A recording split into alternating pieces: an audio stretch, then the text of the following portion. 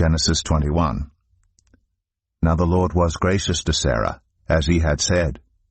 And the Lord did for Sarah what he had promised. Sarah became pregnant and bore a son to Abraham in his old age, at the very time God had promised him. Abraham gave the name Isaac to the son Sarah bore him. When his son Isaac was 8 days old, Abraham circumcised him as God commanded him. Abraham was 100 years old when his son Isaac was born to him. Sarah said, God has brought me laughter, and everyone who hears about this will laugh with me. And she added, Who would have said to Abraham that Sarah would nurse children? Yet I have borne him a son in his old age. The child grew and was weaned. And on the day Isaac was weaned, Abraham held a great feast. But Sarah saw that the son whom Hagar the Egyptian had borne to Abraham was mocking, and she said to Abraham, Get rid of that slave woman and her son, for that woman's son will never share in the inheritance with my son Isaac. The matter distressed Abraham greatly, because it concerned his son. But God said to him, Do not be so distressed about the boy and your slave woman. Listen to whatever Sarah tells you, because it is through Isaac that your offspring will be reckoned. I will make the son of the slave into a nation also, because he is your offspring. Early the next morning Abraham took some food and a skin of water and gave them to Hagar. He set them on her shoulders and then sent her off with the boy. She went on her way and wandered in the desert of Beersheba. When the water in the skin was gone, she put the boy under one of the bushes. Then she went off and sat down about a bowshot away, for she thought, I cannot watch the boy die. And as she sat there, she began to sob. God heard the boy crying, and the angel of God called to Hagar from heaven and said to her, What is the matter, Hagar? Do not be afraid. God has heard the boy crying as he lies there. Lift the boy up, and take him by the hand, for I will make him into a great nation. Then God opened her eyes, and she saw a well of water. So she went and filled the skin with water, and gave the boy a drink. God was with the boy as he grew up. He lived in the desert and became an archer. While he was living in the desert of Paran, his mother got a wife for him from Egypt. At that time Abimelech and Phicol, the commander of his forces, said to Abraham, God is with you in everything you do. Now swear to me here before God that you will not deal falsely with me or my children or my descendants. Show to me in the country where you now reside as a foreigner the same kindness I have shown to you. Abraham said, I swear it. Then Abraham complained to Abimelech about a well of water that Abimelech's servants had seized. But Abimelech said, I don't know who has done this. You did not tell me, and I heard about it only today. So Abraham brought sheep and cattle and gave them to Abimelech, and the two men made a treaty. Abraham set apart 7 ewe lambs from the flock. And Abimelech asked Abraham, What is the meaning of these 7 ewe lambs you have set apart by themselves? He replied, Accept these 7 lambs from my hand as a witness that I dug this well. So that place was called Beersheba, because the 2 men swore an oath there. After the treaty had been made at Beersheba, Abimelech and Phicol, the commander of his forces, returned to the land of the Philistines.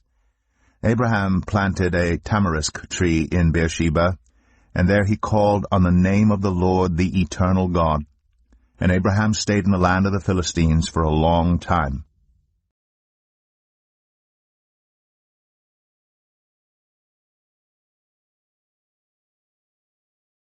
Genesis 22. Some time later, God tested Abraham. He said to him, Abraham. Here I am, he replied.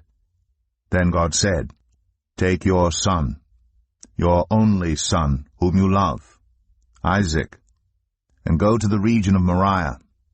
Sacrifice him there as a burnt offering on a mountain I will show you.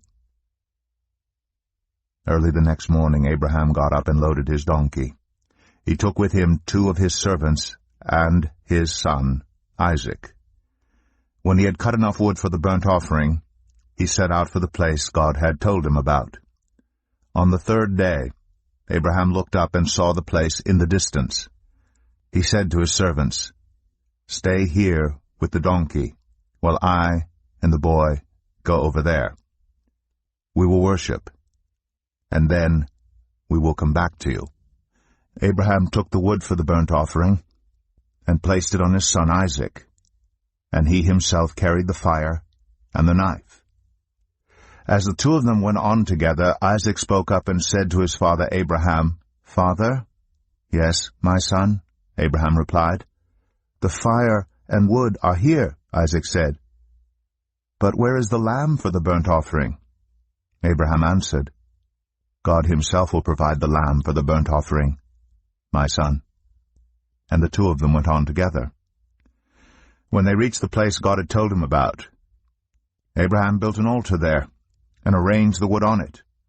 He bound his son Isaac and laid him on the altar on top of the wood. Then he reached out his hand and took the knife to slay his son.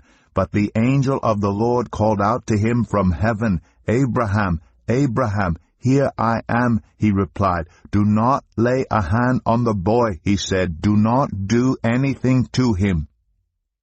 Now I know that you fear God, because you have not withheld from me your son, your only son."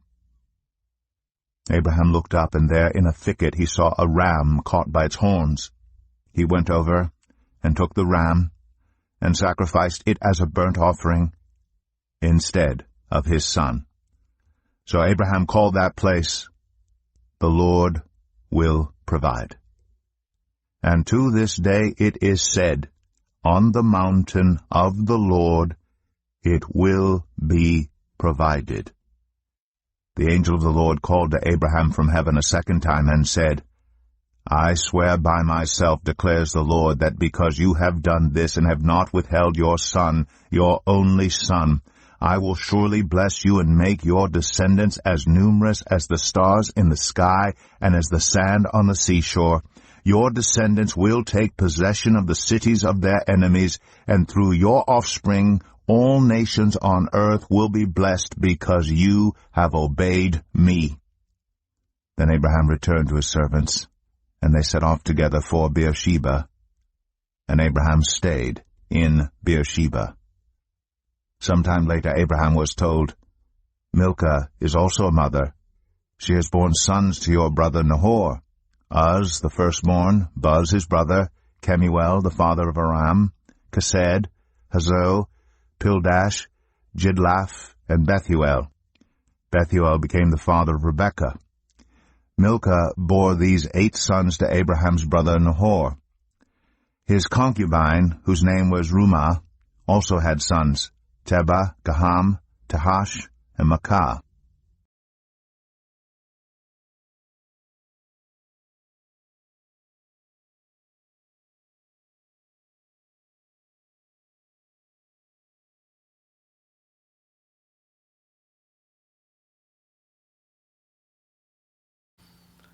Hi guys, welcome to God's Faith and Love. My name's Jeremy. We pick 2 chapters out of the Bible Monday through Friday, and we read it and we get to see what's most interesting or what pops out to you the most. Today in Genesis chapter 21, verse 17 and 18 popped out to me the most, and here goes verse 17. God heard the boy crying, and the angel of the Lord called out to Hagar from heaven and said to her, "What is the matter, Hagar? Do not be afraid. God has heard the boy crying as he lies there. Lift up the boy and take him by the hand, for I will make him into a great nation." So this is very interesting because Hagar, she abandons the boy in a bush, and she gives up because she says that she can't watch the boy die. Well, here comes God not only hearing Hagar as she's hurt, but also God also heard the cry of the boy from heaven, and the angel of the Lord said, "Do not be afraid, Hagar, for I am going to make this boy into a great nation. So Hagar was afraid. She thought she couldn't make it on her own. She couldn't go on her own path by herself. She didn't want to watch the boy die. And here was God providing for her and saying, he won't die. Pick up your son, and I am going to make him into a great nation. Do not be afraid. So this is just showing us that Hagar she kind of lost a little faith in the Lord, and here comes the Lord coming to her and saying, pick up the boy. I'm with you. I'm walking with you. Don't be afraid. I'm with you. And so God's telling her, I am going to make your boy into a great nation, and be strong in that. Trust in me. And that's what God just wants us to do, is to be trusted and walk into him and have that faith. So it's a great learning lesson for us that Hagar was about to give up, and here comes God to the rescue and saying, don't be afraid. And chapter 22, verse 13 and 14 is what I found interesting. So here it is. Abraham looked up, and there in the thicket he saw a lamb caught by its horns. When he went over there, he took the lamb and sacrificed it to it as a burnt offering instead of his son. So Abraham called that place, the Lord will provide. And on this day, it says, on the mountain, the Lord will be the provider. So this is interesting too, because Abraham was about ready to sacrifice his only son from Sarah, which is Isaac. They were on the mountain. God told them to travel to this mountain, and they traveled there. And God was testing Abraham and seeing how much faith and trust Abraham had to God. Abraham was about ready to sacrifice his son, and here comes God providing, again, in Abraham, providing a lamb to sacrifice instead of his son Isaac. And it's interesting that it says God will provide. Here goes chapter 21, and here goes chapter 2, where God provided in two different ways. God provided with Abraham, and with Abraham, he provided a lamb to sacrifice to God. And in chapter 21, he also provided Hagar, he also provided Hagar to not be afraid and to walk with God. So God provided both. God provided both for him. And just to know that we have to just put our faith and trust in God, even through the hard times like we're living through now. We all are living through hard times through COVID, and we just have to remember that God will provide for us, and he loves us, and all we have to do is just pray and worship him, and keep as much as we can as walking through God and keeping his faith, and growing in him as much as we can every day. So I pray that you guys have a good day, a blessed day today. I'll see you guys tomorrow. God bless. Love you guys.